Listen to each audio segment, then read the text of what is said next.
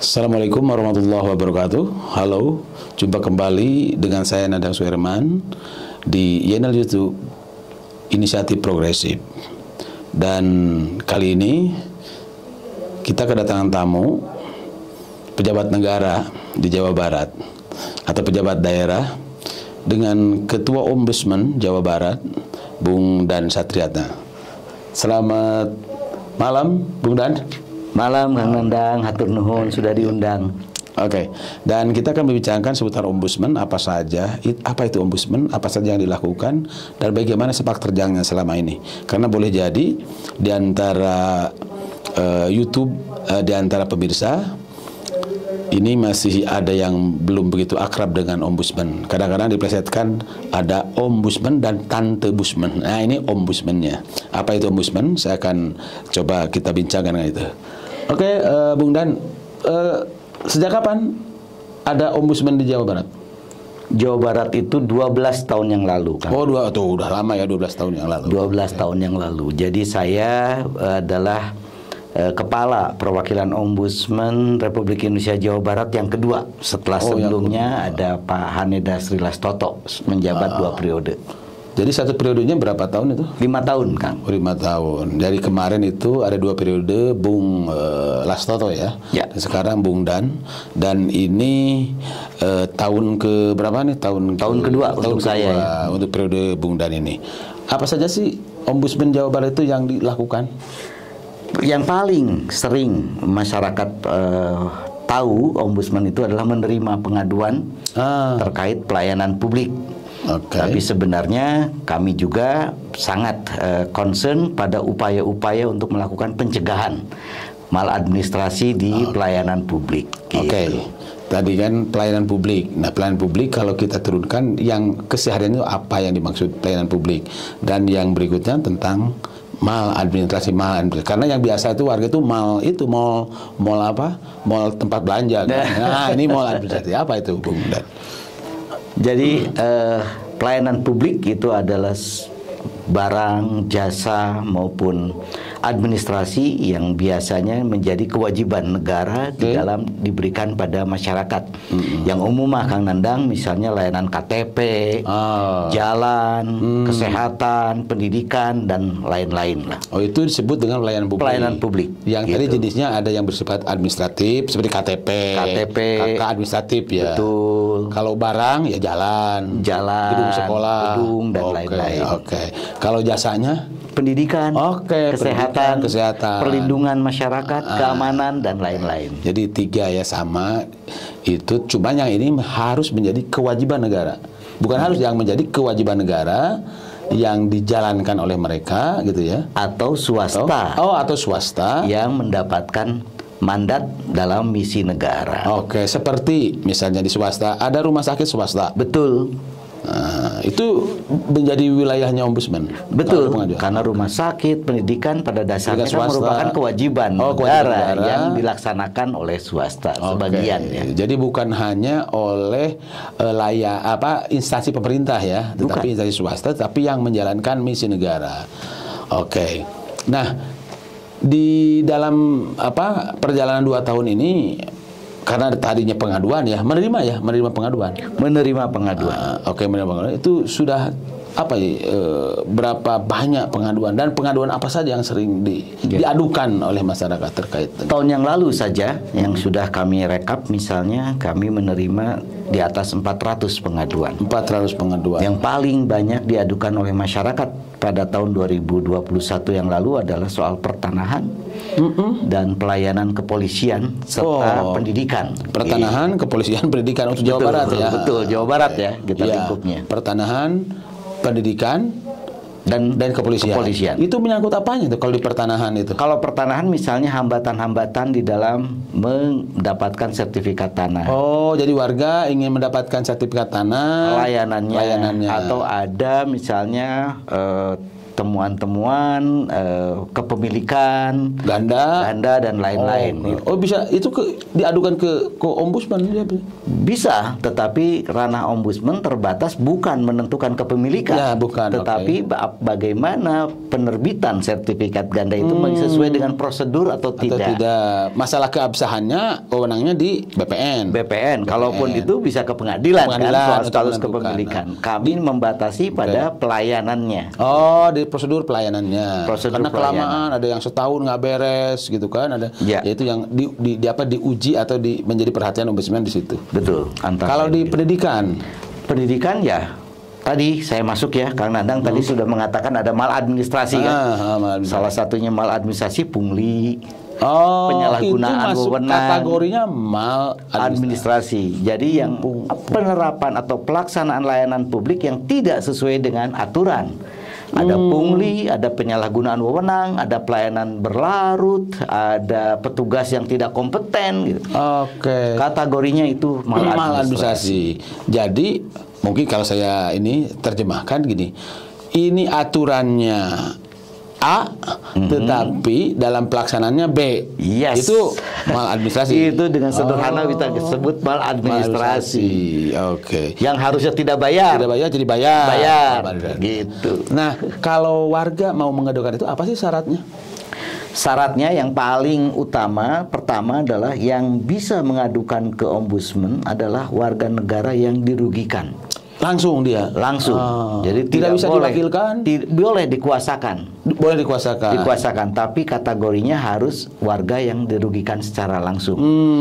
Pemilik tanah, peserta didik, pelanggan rumah sakit, pelanggan PDAM, seperti itu. Dan alat bukti bahwa dia dirugikan itu apa yang bisa diterima oleh ombudsman? Tadi, dirugikan artinya dia pertama sudah mendapatkan layanan dan dia merasa layanan tersebut tidak sesuai. Contoh misalkan di warga Bandung nih yang sering dikeluhkan kan misalkan kepastian ngocor cai dah. Yes. PDAM.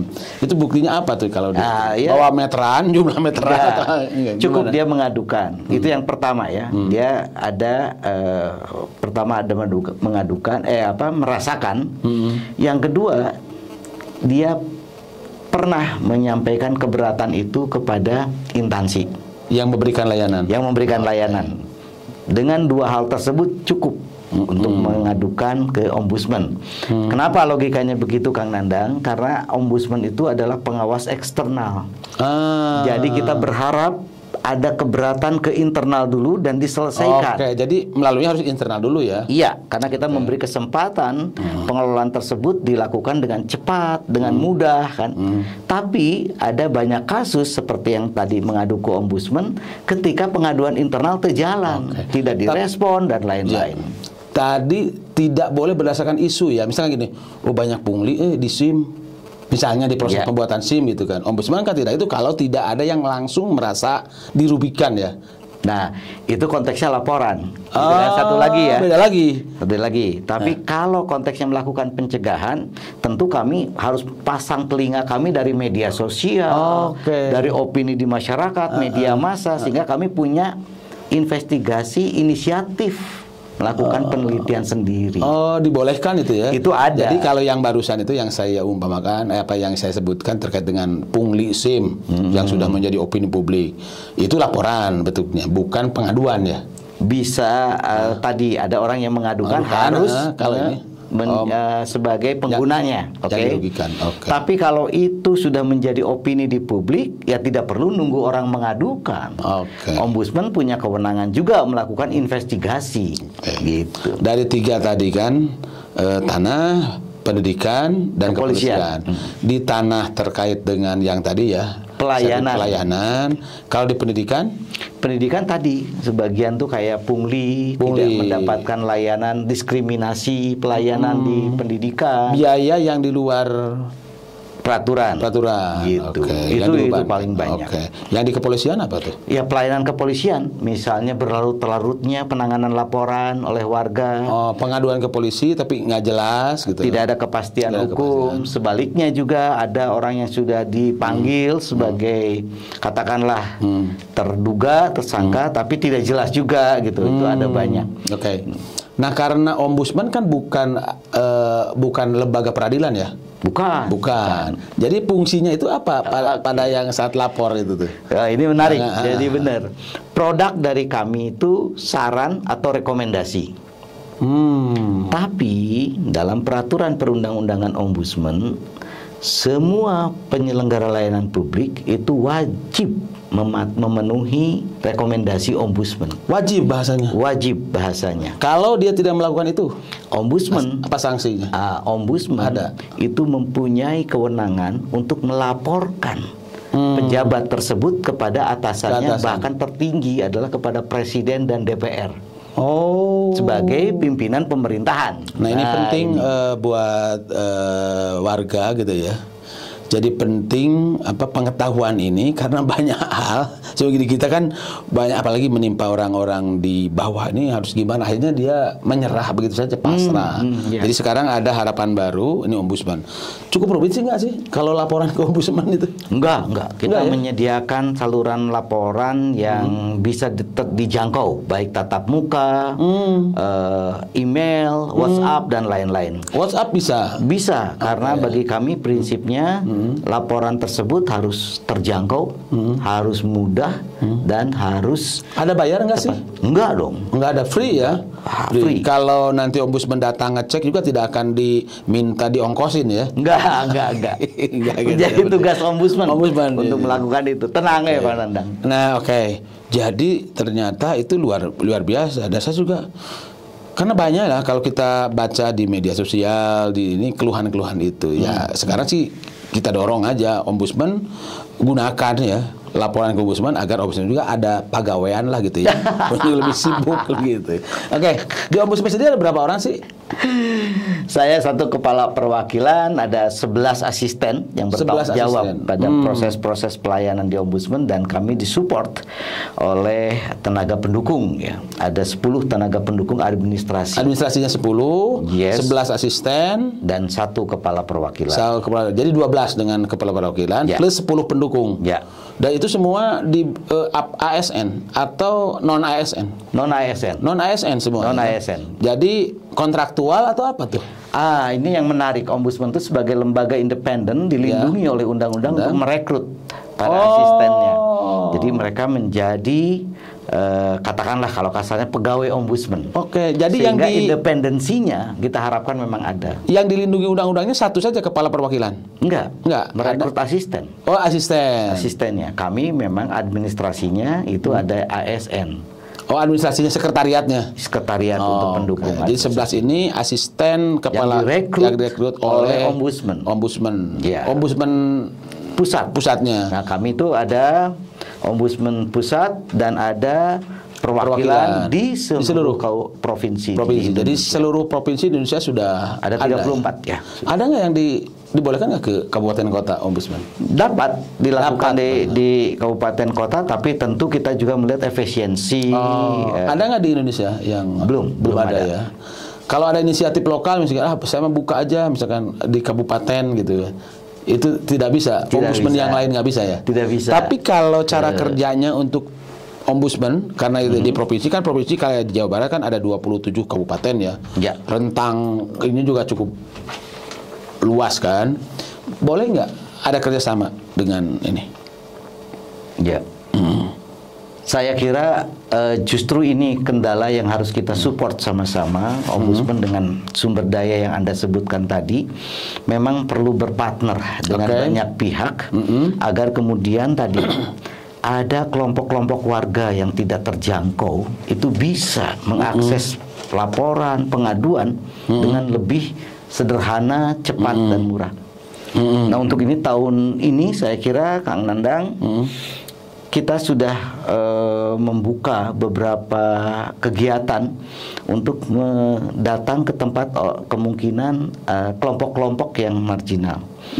Bahkan bersama teman-teman misalnya di Tasikmalaya, PSRI kita juga yang SPRI itu. SPRI kita juga mendorong agar masyarakat juga memahami tata cara pengaduan sehingga kemudian banyak masyarakat yang paham dan bisa membantu kelompoknya. Jadi kelompok masyarakat yang berinisiatif untuk menjadi mitra barangkali ya gitu. Ya. Bukan bawahan kan, Bukan, mitra ombudsman untuk menjadi ya bukan kepanjangan ya apa ya? Ya yang namanya mitra gitu. Dibolehkan ya?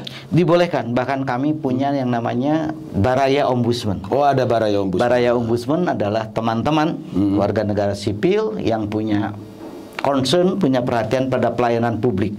Cukup gampang nggak sih kalau ingin jadi Baraya Ombudsman? Itu gampang sekali, itu terbuka.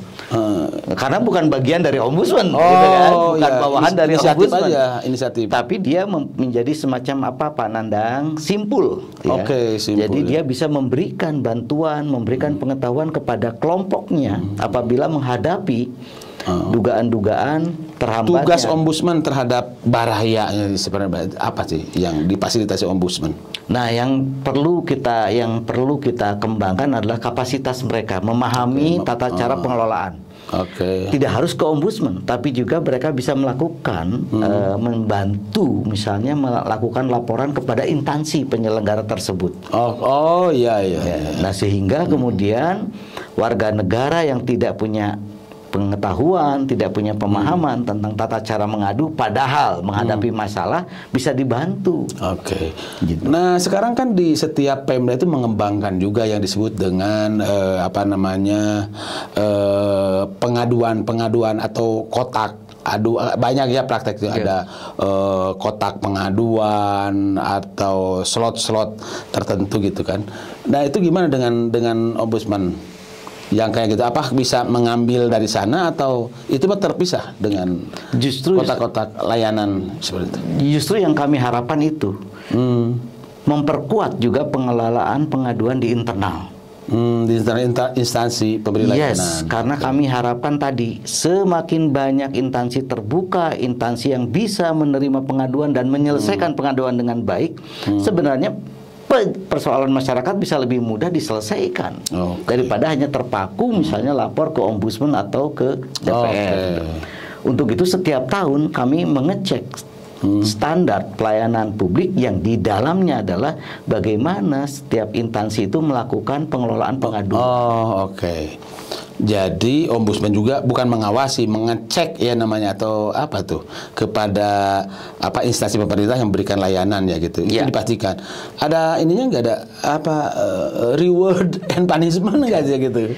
Ya, kami selalu setiap tahun, biasanya di akhir tahun itu mengumumkan mana daerah-daerah sampai level kabupaten kota sampai level penyelenggara unit penyelenggara layanan yang sudah memenuhi standar pelayanan sebagaimana diamanatkan Undang-Undang Layanan Publik, mana yang masih zona hijau, zona kuning atau bahkan ada yang masih zona merah. Kalau untuk konteks Jawa Barat seperti apa tuh potretnya secara garis besar? Kalau dari 27 hanya 2 yang zona hijau.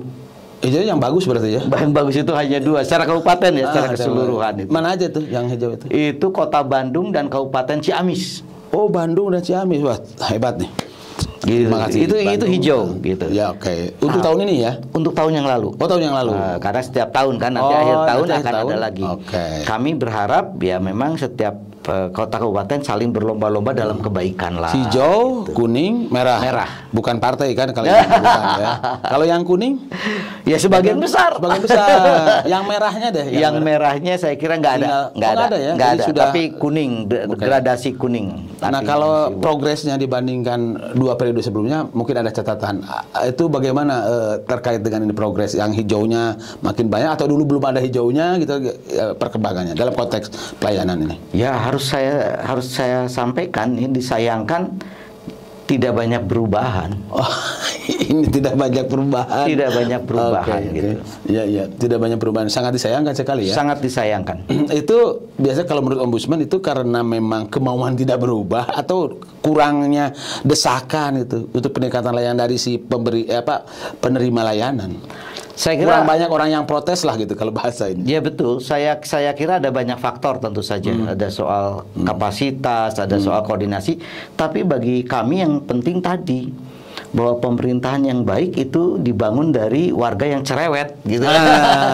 Jadi pemerintah mempunyai sparring partner untuk terus memperbaiki diri, apalagi di zaman digital kan, no viral no action, gitu misalnya kan gitu. Jadi harus dipiralkan dulu. Jadi perlu ada warga negara yang punya pengetahuan, punya pemahaman, dan bisa cerewet. Sehingga pemerintah punya sparring partner dalam arti positif untuk terus-menerus memperbaiki diri. Nah, karena ini masalah cerewet, tadi nyebut-nyebut di Tasik, Ombudsman ada kerjasama dengan kelompok masyarakat yang tergabung dalam SPRI ya. Apakah itu mendorong kecerewetan itu atau seperti apa tuh? Ya, saya kira ada banyak masyarakat yang sudah punya secara secara psikologi sudah punya minat, sudah punya naluri untuk mengawasi. Persoalannya kan mereka harus diberi sedikit pengetahuan dan keterampilan agar menggunakan naluri cerewetnya itu dalam koridor-koridor yang bisa merubah sistem gitu. Nah, tadi ada keinginan dari pemirsa ini, saya ingin deh menjadi yang tadi. Apakah kalau kayak yang tadi kan SPRI ada organisasi ya. Kalau yang tadi Baraya Ombudsman seperti apa tuh? Nah itu sangat terbuka. Jadi tidak perlu organisasi. Tadi kita mencontohkan memang kebetulan organisasi ya yang sudah ada.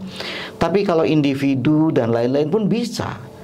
Hanya yang kami minta memang sekarang masyarakat perlu sektoral, Kang. Layanan sektoralnya. Betul, kita memang harus melihat masyarakat itu punya kaitan, punya interaksi dengan satu layanan. Misalnya transportasi, pendidikan, sehingga dia bisa fokus mengembangkan komunikasi pada sektor-sektor tertentu. Akan lain misalnya kalau cuman asal ngomong kan gitu. Itu boleh saja, itu hak ya, tapi dalam konteks pengaduan kan harusnya ada keterampilan, ada ini yang meningkat terus. Dan harus spesifik juga ya, si pengaduan apa yang diadukannya ya. Layanan apa gitu. Jadi pengetahuan itu lewat Baraya Ombudsman itu sebetulnya bisa didapat oleh si masyarakat. Informasi itu. Jadi salah satu tugas kami adalah tadi meningkatkan kapasitas masyarakat. Yang paling sederhana adalah kemampuan dan keterampilan untuk memanfaatkan saluran-saluran pengaduan yang ada. Gitu. Kalau misalkan ada organisasi yang punya, pasti ada anggota ya, bisa jamaah, pengajian atau organisasi. Itu Ombudsman sangat terbuka kalau diundang atau dihadirkan untuk memberikan edukasi terhadap itu. Sangat terbuka. Sangat terbuka, dan itu tadi menjadi salah satu tujuan dari kami mengembangkan adanya masyarakat-masyarakat yang kritis terhadap layanan publik. Bahkan undang-undang layanan publik, Kang Nandang, itu memberikan juga ruang masyarakat boleh mengembangkan, menciptakan, membentuk lembaga pengawasan sendiri nanti. Di undang-undang pelayanan publik ya. Jadi kita sangat mendorong itu, sangat terbuka. Dan kalau ada Ombudsman orang yang berminat akan sangat support dan terbantu barangkali ya kalau ada kelompok-kelompok yang menggunakan instrumen pengawasan itu ya. Betul. Betul. Betul. Oh ya, pemirsa, bahwa Ombudsman ini memang lahir itu dari mandat undang-undang kan ya. Dari mandat undang-undang. Dan itu turunan dari undang-undang pelayanan publik juga ya. Salah satunya. Nah, ini produk reformasi ya. Kalau dulu kan belum ada tuh ombudsman itu kan. Ini produk reformasi dalam rangka memperbaiki pelayanan publik yang disediakan oleh negara melalui institusi layanan yang ada. Nah tadi saya ingin lebih lanjut karena tadi 3 yang hasil ini di BPN, pendidikan, dan kepolisian.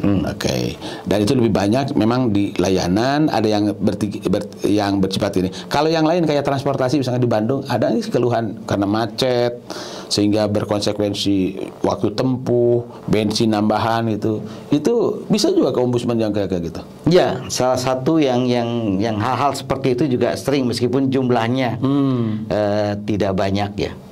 Dan untuk 3 besar tadi, Ombudsman tidak berhenti hanya menerima dan menyelesaikan laporan yang muncul, tapi kami juga melakukan kerjasama, misalnya dengan kepolisian daerah Jawa Barat.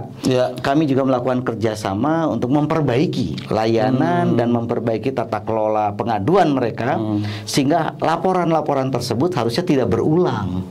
Begitu juga dengan pendidikan, begitu juga dengan Badan Pertanahan Nasional. Kami memang tidak hanya sekedar menyelesaikan laporan satu persatu, tapi kami juga menganalisis sistemnya agar potensi atau dugaan maladministrasi tidak berulang terus-menerus.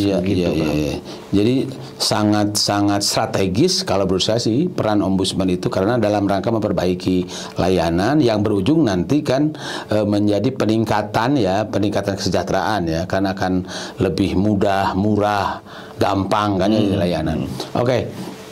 Kalau dari sisi dari sisi masyarakat kan, karena tadi itu keberanian untuk protes. Untuk itu kan masih sangat di kita masih di bawah rata-rata. Ada nggak sih upaya Ombudsman agar mendorong semangat atau keberanian itu pada masyarakat? Benar, yang tadi disampaikan benar sekali. Masyarakat yang mengalami masalah juga belum tentu mau bersuara. Nah, salah satu yang kami lakukan adalah menjaga kerahasiaan. Orang boleh menyampaikan laporan dan meminta agar identitasnya tidak dibuka karena bisa berpengaruh pada terhadap dirinya. Itu yang pertama, sudah pasti itu ada perlindungan. Dan pasti Ombudsman akan menjaga itu ya. Akan menjaga. Bahkan ketika saya misalnya dalam sumpah saya, setelah keluar dari Ombudsman pun saya punya kewajiban menjaga rahasia pekerjaan saya yang saya tinggalkan misalnya. Jadi itu dulu, karena memang kita harus beradaptasi dengan kultur yang masih ada.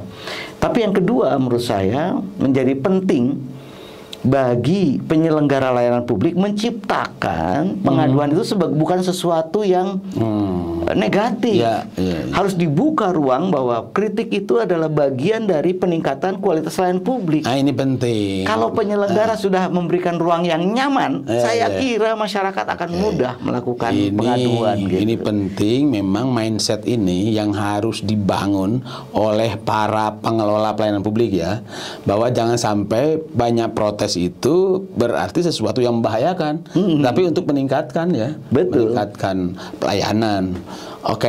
Dan saya baru tadi pagi nih, saya kan termasuk warga yang cerewet, dan keluar itu dari respon ya, saya tidak harus sebutkan institusi layanan kesehatan, dia responnya gini, orang manajemennya, tadinya saya menganggap ke Pak Nandang ini katanya negatif, kok ini warga kok tengil amat, semua dipersoalkan. Tapi setelah itu saya dan kami sekarang merasa terpacu karena adanya kritik dari Bapak katanya gitu. Tadi saya juga sedang pantesan dulu itu mereka tidak begitu respon, kemarin begitu saya ini langsung respon, mari Pak kita ketemu dan terus diskusi. Dan diundang itu para pihak, para penyelenggara di sini. Ini oleh masukan, mari kita juga. Dan dia mengharapkan, ini yang penting kita juga harus tahu ya, apa sih yang mau kita usulkan gitu yang lebih itu. Jadi hal yang seperti itu. Karena banyak sekolah ya, apalagi menyangkut duit nih, sekolah banyak yang tertutup. Akhirnya sering gitu. Gimana tuh untuk bukan mengawasi, memonitor praktek-praktek itu. Karena banyak juga sekolah yang dijadikan arena praktek untuk dalam tanda kutip pemerasan. Apakah Ombudsman juga menerima pengaduan seperti itu dari sekolah? Oleh oknum. Ya, saya kira pelayanan yang paling dikeluhkan itu adanya tadi ketidakjelasan soal pembiayaan. Saya kira itu jadi concern. Tapi lagi-lagi Ombudsman ada dua, satu menyelesaikan masalah yang dilaporkan, tapi juga harus memperbaiki sistem agar maladministrasi tersebut tidak berulang terus-menerus. Jadi itu ada dua tadi yang saya sebutkan. Ombudsman itu punya tugas juga memperbaiki kualitas layanan. Walaupun nanti agregat ya Ombudsman untuk menilai pemerintahan secara keseluruhan ya di kabupaten. Karena layanan ya, belum kepada institusi layanannya. ke institusi. Oh, ada juga. Kan rapot dari kabupaten itu berasal dari layanan-layanan di level puskesmas, di level dinas, kan gitu ya. Oh, jadi diterangkan juga bahwa Anda misalkan untuk taruhlah Bandung hijau. Itu semua layanannya udah mana yang sudah kategori hijau. Oh. Jadi Bandung hijau itu belum tentu seluruh unit layanannya hijau. Nah, tugas kami dari kepatuhan itu tidak sekedar memberikan reward, tidak memberikan piagam saja, tapi itu semacam rapot untuk perbaikan. Bagian mana yang kurang.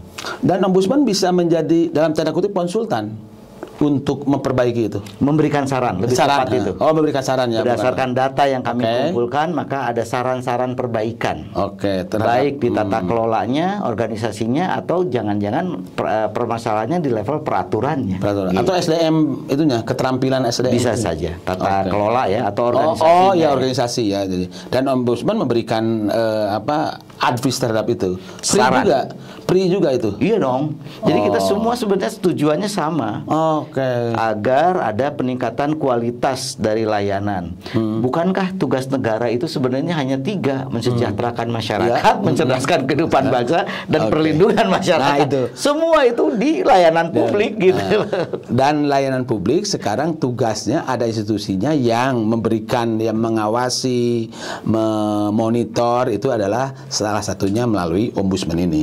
Oleh karena itu, pemirsa semua, bahwa dengan keberadaan ombudsman sekarang Anda semuanya jangan sungkan-sungkan kalau menerima pelayanan yang ya dalam tanda kutip tidak menyenangkan, boleh jadi gitu kan dengan bahasa itu nanti bisa dengan segera memberikan laporan pertama, komplain terhadap pemberi layanannya. Kalau tidak ada respon baru ke ombudsman. Itu melalui apa, Bung Dan? Bisa melalui WA, nanti saya kira mohon dibantu, nanti ditayangkan WA-nya agar bisa diakses oleh masyarakat pemirsa di sini. Bisa WA ya yang paling ini. Surat? Bisa. Datang? Bisa. Oh, datang juga bisa. Bisa. Dan pasti disuguhan lah ya.